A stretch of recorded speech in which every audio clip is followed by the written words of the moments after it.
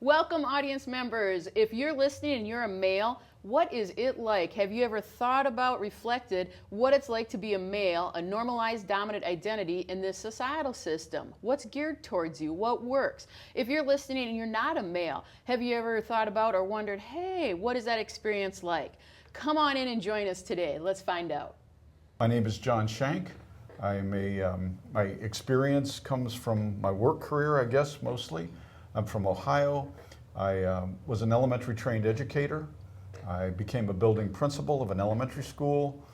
I worked in a central office with curriculum and instruction, and also did some tech support services as a chief of staff. And that whole scenario was kind of handed to me by luck of birth. I happened to be born into a fairly affluent, obviously white family, with a history though of a family support system which helped each one of my uncles attend college, which meant that all of my 17 cousins and myself were pretty much second generation, highly educated people, which created more advantage. And with that, I've benefited, my children have benefited, and that's kind of who I am. My name is Kathy Tucker. I am living in Toledo, Ohio.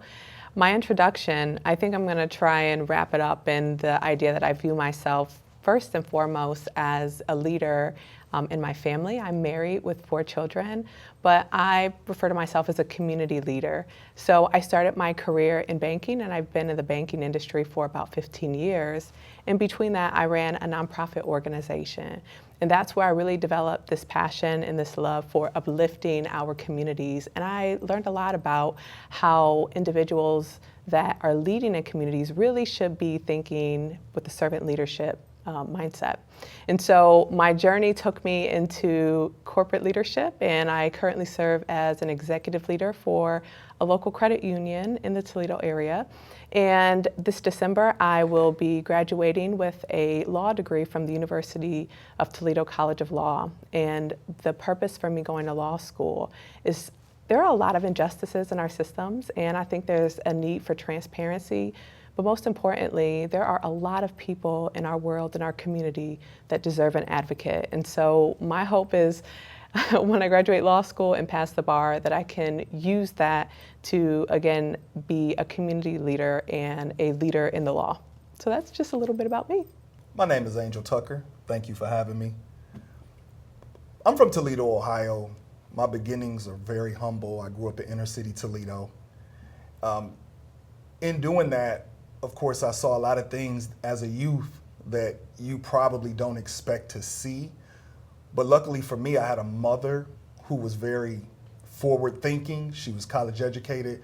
So she did things like start Block Watch. She taught me that community was first and that you need to give back more than you take. That led me on a journey to join the military. It led me on a journey after that to eventually go into law enforcement. I spent some time in law enforcement. I got to do all the cool things. I got to do the bike units, the SWAT, all things of that nature. And after my law enforcement career, when it was time to retire, I got a chance to work for the mayor of Toledo as the deputy safety director, which put us directly over police, fire, and the Save Our Community program. And when my time ended there, that allowed me a chance to actually be able to help my wife more in her career and stay home more. But in doing so, that also gave us time to start our own business.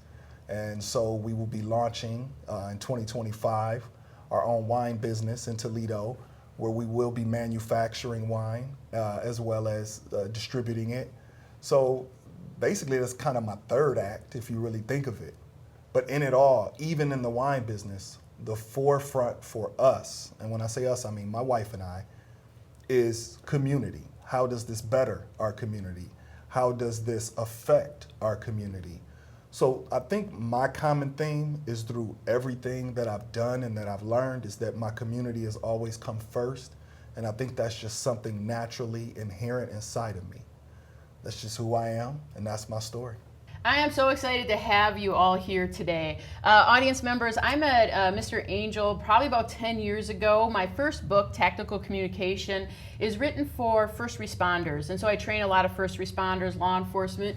Angel was in the audience, and it was obvious his rich experience and his awareness. We hit it off and started having deep conversations, and have just stuck with it since then. And through you, I got to meet your wonderful wife, Kathy, and nothing but impressive. And they've just been, you know how you meet people who help you on your journey and your own awareness? Booyah, right here. And Mr. John, I worked with judicial systems throughout the United States and Ohio Supreme Court. I worked for them training judges, and so I got to train his wife, Judge Ballinger, and became friends with her. She was just a force. And through knowing her, then I got to meet John, and we became friends, and his awareness of his journey, he has brought so much more understanding to me about what it's like to have all 18 dominant identities and what that experience is like. And so because we're all, I think, on this awareness journey, and we're all willing to hit the pause button, process our feelings, and build our capacity,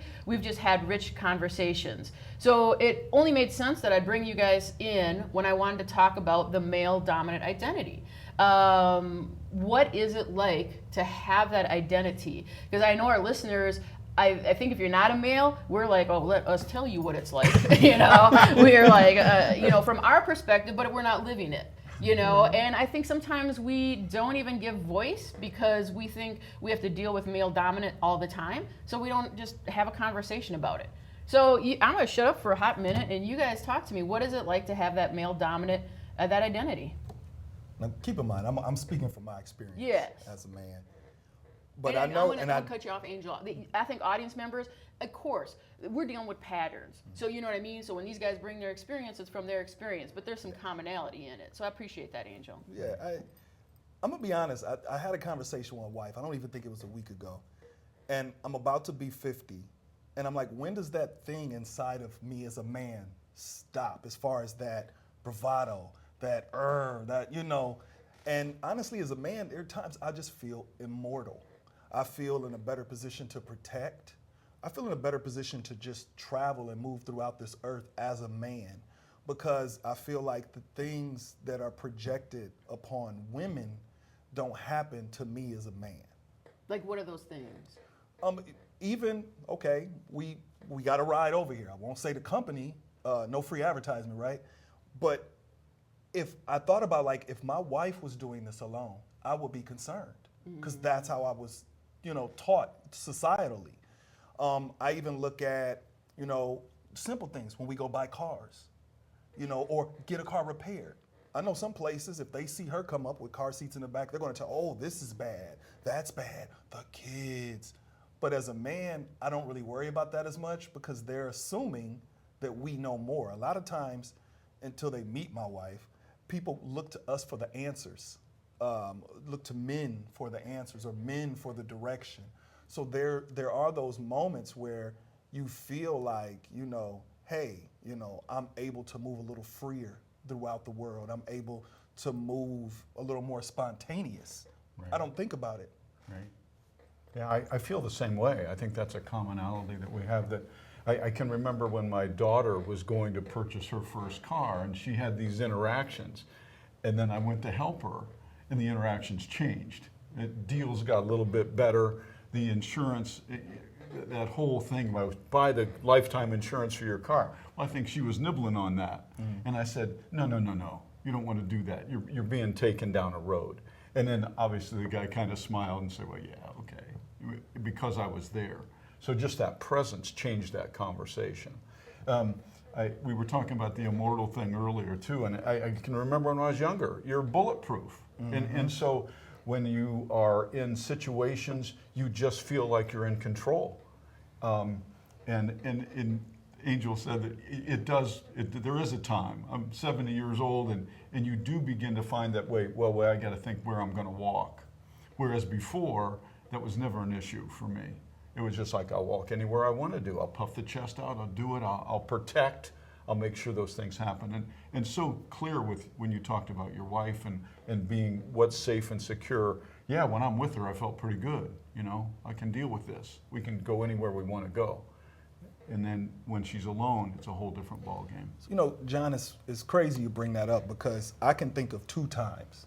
My wife is highly educated, I'm talking about when it comes, she is a wordsmith when it comes to handling situations verbally. But I can think of 2 specific times. One when we were simply just trying to cancel a gym membership, and another one where a party had been planned somewhere that had been canceled like a month ahead of time, but they forgot to cancel it on their books. And my wife was handling the situation very professionally, but it wasn't until I got involved. The individual didn't even want to give her the time of day to listen to what she was saying. But it wasn't until I got involved and physically showed up and had to exert some type of male dominance as far as, no, this is not going to happen, that they actually listened to her, or we were even able to make progress in what we were doing. So if you look at it in a sense, that whole male bravado, that whole Neanderthal type thing, I had to revert to that to get something done when she was handling it with 100% professionalism. Right. But because of, and I'm just assuming, but because she's a woman, they didn't want to listen to her. But the minute I came in pounding my chest, then all of a sudden things were getting done. And I think it was pretty annoying for you to realize, like, are you kidding me right now? Like, I handled this way, and he comes in and pounds his chest, and now you do it. But as a man, I can do that. If she would have done it, it'd have been a whole different story. Yeah. And I would even add to that, just with the bravado, I mean, you went into a restaurant or a place that wasn't even open until I think noon or 1 o'clock, and you went in there at 8 a.m. I wouldn't have even had the mindset or the audacity, but I mean, he snuck in there behind the Technically, I had to sneak in. It was open. The door was open. You wanted to be clear. Well, yes. Yeah, law The enforcement door- background. There was no sneaking. There was no sneaking. There was no sneaking. The It door was open. They were just delivering Right, but I their, like what their Kathy's produce. saying is as women, we wouldn't even think to be maybe that bold, Correct. but you are like, oh, I'm going to handle this. And then what I'm hearing is how you're perceived when you handled it. Because if Kathy were to be that bold, the perception of a woman being that bold, well, we got other B words for it, right? Or, you know, Wow. it gets written off much That's right. faster. Right. And where if you're being that bold, it's like, oh, let me take notice. But there's more I've seen with women who are being bold, it's let's label that. Correct. And That- so that we can put it to the Love side. that. That happens to my wife all the time, where she'll come in and there'll be a situation, and she's fairly bold, but she'll get it, and she knows that when they're walking away, how she's being referred to. Obviously, the B word comes out there and says that that's what it was. Because if I'd have done it, it would have been perfectly acceptable. Yeah. But because she did it, she's an angry, Yes. you know, Yeah. and that's how it goes down. And she's aware of that all the time, and I can see it too. I mean, it's just very, very evident. So audience members, what message does the societal system send males? Because remember, male is a normalized dominant identity, and societal systems gear towards the normalized dominant identity, which means then you get seen and you get heard. Like you said, like you thought about, hey, my wife's not getting seen and heard, so I'm just going to go down there and take care of this. Well, that comes from a lot of years of being seen and heard and being sent the message that you should handle it or be a protector.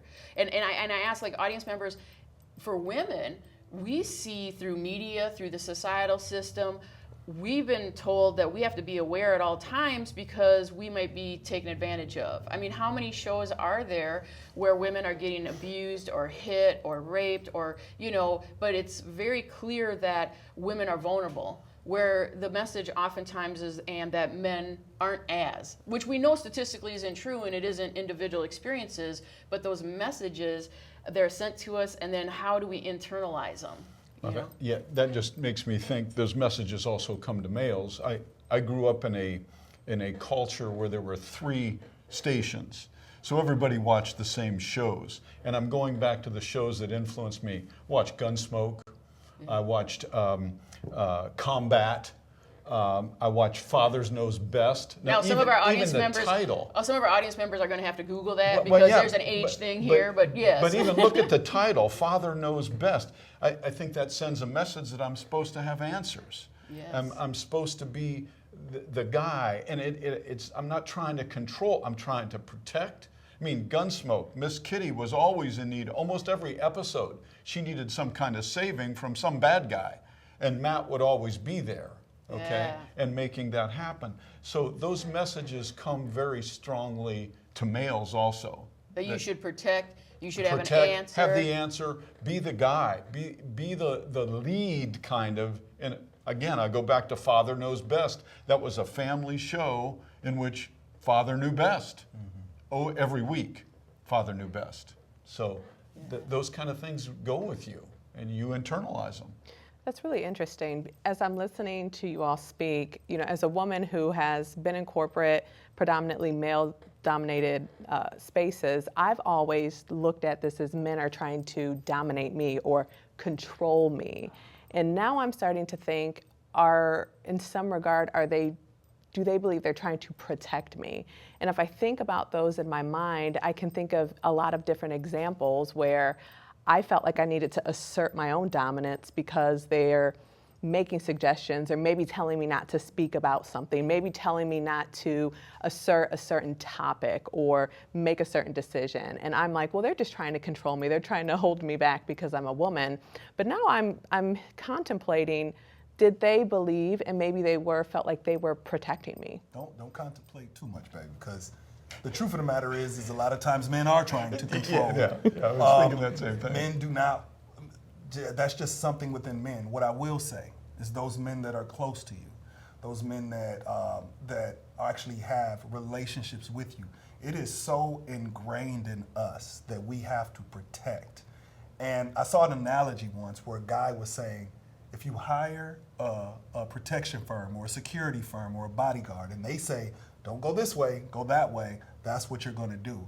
But as like your husband or someone that cares about you, or how John is with his wife, when we make those suggestions, that's out of a protective way. And I got to be honest, sometimes I feel held hostage to the role as a man because there are times where I just want to chill. Right. But this group of other men over here ain't giving me that opportunity. I just wanted to come out with my wife and have a good time. I didn't want to go through all this. But we have to be ready to put that mask on as the protector, as the warrior, as the guardian at the drop of a hat. And listen, if Mike Tyson walked up and fanned you on the butt today, I can't let that go. I'm most likely going to get knocked out. Most likely. I love that you gave yourself some hope. I got a little bit of hope. Most likely. But he gonna get knocked out. Yeah, I'm gonna get knocked out. I love him, but he's gonna get But knocked I'm out. still going to have to go ahead and get knocked thank you, out. babe. That's the role we in. Whereas no But one you're- expects you to get knocked out. That's Right. Yeah. But I love what you said. This is getting real. Is we are all listeners. We're all in this societal system together, getting these messages, and they're all BS to some degree. These messages are telling us what our identities should mean, which, that they're not accurate. So then you get held hostage. That it's like, so you've been told, you grew up on this show like, well, men know best and men should be in charge and to some degree they should protect. So then you go out and you do that, but then you're held hostage to that role. There's times where you don't want to have to show up that way. But if other men are showing up that way, that's so interesting, Now, I will add this. I think it's important as men for us to embrace our role, though, because I grew up with a single mom who was educated, who was also a shotgun toting, educated, not afraid to speak her opinion. She was in no way a short. She was tall. She is tall. She was not small. She was very forceful. So I had no problem taking direction from a woman because I was raised by a woman who was very forthcoming. However, what I saw was that stole some of her identity as a woman, taking on both roles. So as a man, even though society taught me I had to be a certain way, my mother kind of breaking those stereotypes reminded me, no, we do have a purpose, we do have a reason, and I feel like that robbed her from some of her natural things as a woman, having to step up and raise boys alone and be that person that said no, because keep in mind, I grew up in inner city Toledo. There was a lot of gangs, it was during the crack boom epidemic when that first started, and she had to take a tougher stance. And I think that took away from some things from her. So as a married man, I don't want my wife to feel like she has to take on my role. There are elements that we do. Like I said, I'm retired now. I stay home with the kids. We're opening a wine company. So a lot of times people say, oh, it's a role reversal. No, just because I'm a man, that don't mean that's not my role. Exactly. Yeah. You And stay home and you prepping. When I call Angel, he's prepping the meals and doing the laundry. Yeah. And it's so interesting. People say it's a role reversal, and Angel's like, no, why this is a man's role if it's a, you know. So it's Correct. just the things that we think men should do and women should do, those messages that are outdated, still Yeah. relevant. Those little things Yeah. like that, that's small, minor. Yeah. The protection is big. Yeah. That just triggered something for me. It's like your wife's going to go away for the weekend because she's doing a consulting gig, okay? So you're babysitting. No, I'm not. I'm parenting. Correct. Yeah, These are my but kids. I all can't of a babysit sudden my the own role kids. is you have to babysit because your wife is gone. No, it's a parenting issue. Yeah. And I would add to that too, because on my side, it can create what I refer to as mom guilt, because people often question my ambitions. They often question my, being a wife and being a mother. And, in role reversals, I mean, you have some men who, most men, if they travel for work, if they're out for 3 or 4 days, then they're bringing home income. It's They're a to be provider. celebrated. Yep. But for me, I have to come home every night. I go out and I'm speaking to people, and they're like, well, how do you take time for your kids? It comes up very often. I love that, Kathy. So for Angel and John, did you guys, as you did your careers, did you ever get that criticism of, because you both have children, of how are you advancing your career and balancing Joey, spending time with your children? My wife went to join the military, and they were so hung up on the fact that she was a mother. They never mind all the education, never mind she killed the ASVAB, never mind the physical fitness she would have no problem with. She was a collegiate athlete. Their only concern was, well, you got kids. No one has ever asked me or ever brought that up as an issue. No one ever said, man, you sure you want to do the SWAT thing? You got kids. Wow. You sure you want to do the police thing? You got kids. It's funny because I thought after law enforcement itself was over and I became the deputy safety director, I thought it was going to be less stressful. Having 2 cell phones, police, fire, save our community, every time the news comes, it was more stressful. But at no point did anyone ever say, man, you got a whole family at home. Are you sure this is what you want to do? Yeah. Wow. Yeah. Not once. So that's a double-edged sword, because it's a Yes. benefit of no one ever questions you, so then you don't have to deal with the mom guilt, like you said. But on the other hand, no one ever gives, like, hey, you do have a whole family. Are you having enough time to pay attention? Because they're expecting you to step into that role and, again, No one provide cared. and take care of it. Luckily for Right. me, like I said, I was the deputy safety director. The director, who was the former fire chief, he always thought about it. He would always say, no, I'll take care of that. You have a family. He was the only person that ever in my entire career said something about the family-oriented, you have a whole family. Other than that, it never It happened. never happened, No, but it happens to her constantly. right? That's interesting, yeah. Did you ever have it happen? No, I've never experienced anybody saying, you don't take that trip because you have a family. I mean, Right. yeah. Or worrying about how you're balancing the two. No, I Right. never came across And it that I makes- can recall. And it makes me also think about, because I'm always trying to put my mindset in, or put myself in the shoes of others. It makes me wonder if that normalization by society creates an environment where men are asked to do more and be more away from their families because it's not a consideration. They're not saying, hey, you know what, you have a pregnant wife at home, or you're going to be gone for a month and X, Y, and Z. It makes me wonder, how has that societally impacted the household? Absolutely. And our men's, and I'm going to go with, and our men's mental health, which I'm going to ask you too, because now we are saying we're not worrying or concerned about your career and your balancing home life. So if no one's ever mentioning that to you, in one way it's a benefit because you can just focus on your career, but in the other way it's hindering because you are balancing the two and you are very involved fathers. So then what does that do to men's mental health? Because you guys have these strong messages coming at you and you're expected to perform, and are you allowed to have feelings in all of that? Where What's with that? what's that exactly? Well, certainly don't show weakness when you talk about mental health. Well, and Yeah, I just don't. audience members catch that. I said mental health and feelings, and you used the word weakness. You know what I mean? That for well, men, So but it's men are not allowed to be anything but happy or angry. So if I'd say John, if say me and John were the same age, and I'm like, hey John, I'm gonna come pick you up. We're gonna go do this on this day. We're gonna go hang out, go to a game or something, and I don't. John can't say, Angel, I'm disappointed you didn't pick me up, or my feelings are hurt. Then it's, man, why are you acting like a punk?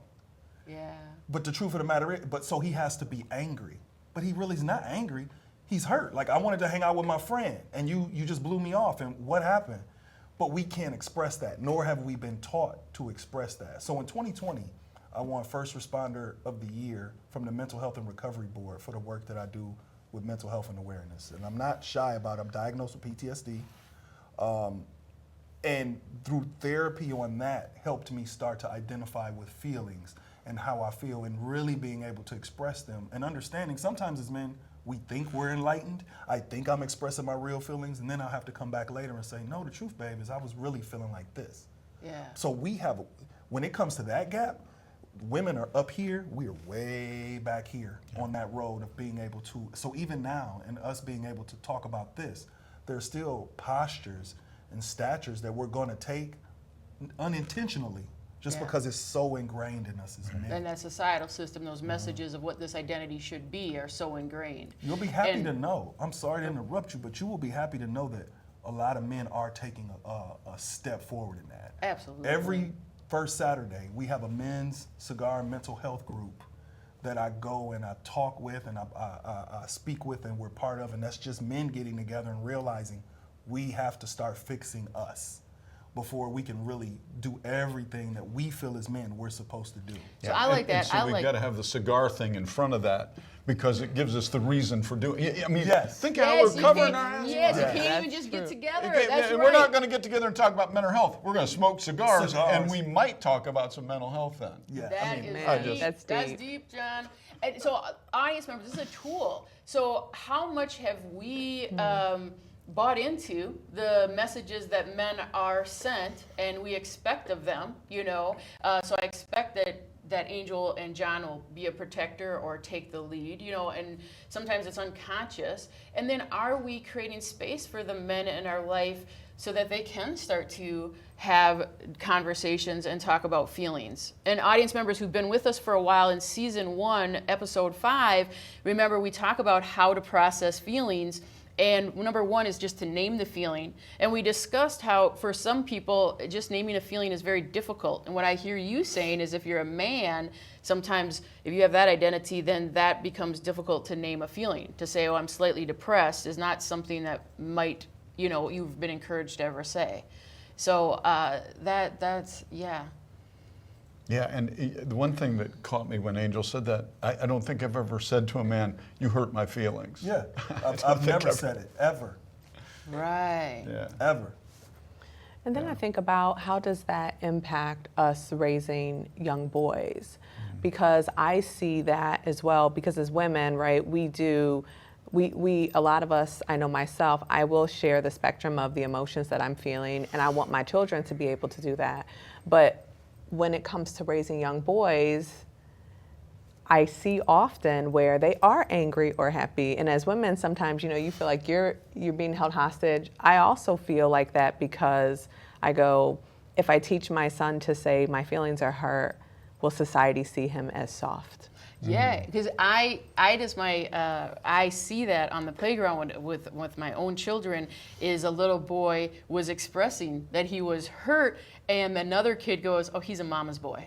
Yeah. Well, a mama's boy isn't a compliment, which I heard. That was I- kind. That was Yeah, kind. yeah, A mama's yeah. boy. There are other words that go with that. Yes, but that is a reinforcing at a very young age that as men we don't do this, you know. And if you do it, you're being more of the female role, you know. And to be able to stop it, and I said, oh, why has that got anything to do with his mama? You know, why he expressed his feelings. We all have feelings, and then I let the kid express his feelings more. And the other kid just stood there like the other boy. It was 2 boys. He just stood there looking like, oh my gosh. But yeah, we get held hostage. For me, raising young men, and I'm sure we'll talk about a majority of that another time, I have to think about it from a different aspect because I'm raising minority boys. Mm-hmm. So I do have to tweak how they are raised. However, I do try to make sure they can express their emotions to us, but I do show them the importance of not feeling like you have to express your emotions to everyone, because everyone is not looking to give you direction. Some people are just looking to tear you down. So the term "mama's boy" in our house is a good term, and I've turned the term because people used to say that with me growing up, because I took such good care of my mother. She took care of us, so of course I want to take care of her.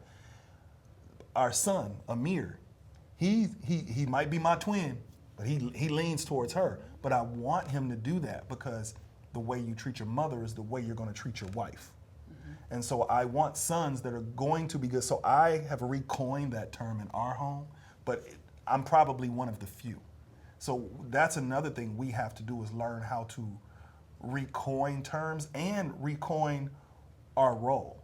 So yeah, I'm a protector, but it always isn't physical. It's not about me pounding my chest. Yeah. Sometimes being a protector is showing grace in times of tragedy, or showing patience in times of frustration. So and my wife helps me balance. Hey, what are you thinking right now? How are you feeling? And as she sees, even with me trying to be enlightened and making progress, there are moments where she's like, don't roll the window down, don't roll the window, don't get out the car, don't get out the car. But I still have those moments because I feel like, and these aren't just, oh, you cut me off. These are moments where I feel like, wait a minute, my family's in danger right now. So I still have those moments because it's so deeply ingrained in us.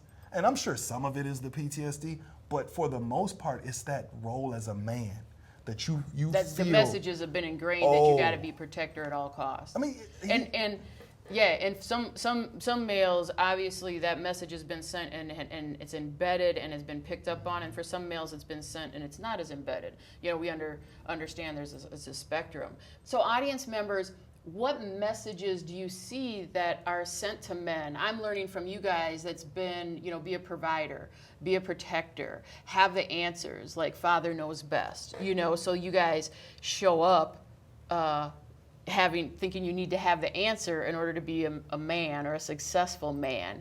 So what messages are we seeing? How does that get internalized? And then if you're not a male, how are we responding to it? Because man, Kathy, you got me thinking when you said, hey, wait a minute, when men showed up having the answer, I sometimes thought they're controlling me. Which Angel's like, sometimes they are. We do that, that might be it. But, Could be. but sometimes it might just be that they just feel the need to do that, Right. And I found myself in that too, traveling, working with a lot of businessmen who are of power. Sometimes they will mansplain something to me, and I don't take offense now. I try to feel their vibe. It's like, okay, he really thinks he's helping me right now, But sometimes it's like, yeah, okay. So, but how do we receive it? When we gain more understanding, awareness of the messages people have been sent and how they're living it out, then we can create space to just receive it, and maybe look at it differently. Jody, I don't even know if this point is gonna make sense to anyone else but me, but it's hard to change too, as a man. It's hard to change. So like I said, I'm retired now, and we're opening up a business. But in doing so, I was used to being the one that always covered the health insurance, that always covered certain things. Now my wife is covering the health insurance. Yeah.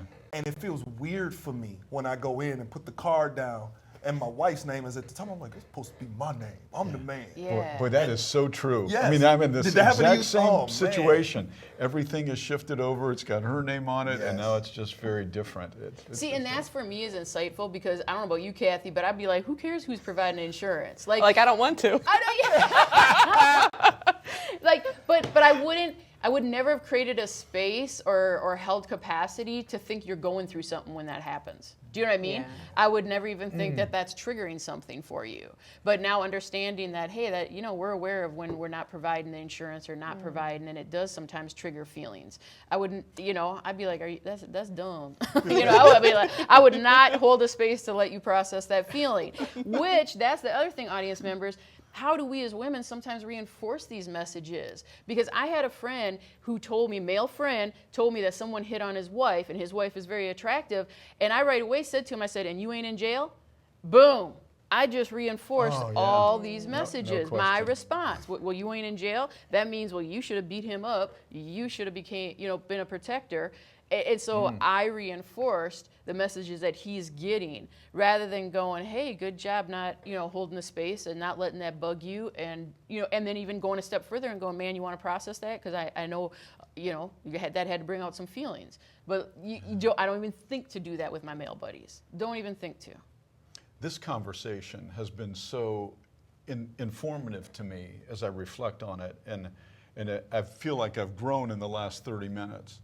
One thing that just strikes me, that I love the society and where it's going with people having these dialogues. If I'd have had these dialogues when I was 40 and 50, I'd have been a much different parent. I'd have been a much different husband. All those things would have changed. So being 70 years old and knowing that there's 50-year-olds having these conversations, and I hope younger people are watching and learning from those experiences, because we will be better. We will solve problems in a different way, and that's exciting for me. Yeah. Yeah, I feel like this dialogue has really made me think differently about just my interactions with men in general, particularly in the professional and in the legal field, because I have this chip on my shoulder. As a woman, I do. And I was also raised by a single mother. I didn't have a father in the household, so I don't really understand the dynamic of the male personality or the male dominance. So I react to it with dominance and asserting what I always say, my authority. But really, this kind of discourse around the topic of being a male, I've never sat back and thought about it or really cared about what that looks like. And today I sit back and say, when I'm in rooms, if I do feel like someone is exerting dominance, whether they are or not, sometimes it's true, sometimes it may not be as true, I want to sit back and pause and think back to this conversation and say, where might this be coming from? And maybe this is an opportunity for me to open up a dialogue, and to your point, not reinforce the stereotypes that society's given. Like, is this an opportunity for me to open dialogue and to just carry that along with me? This has been, I think, a very powerful discussion. And Kathy, you just did what we've talked about in so many episodes, is being able to hit that pause button and being to think about, okay, where is this man coming from? And what messages have been sent to him, and what's his experience?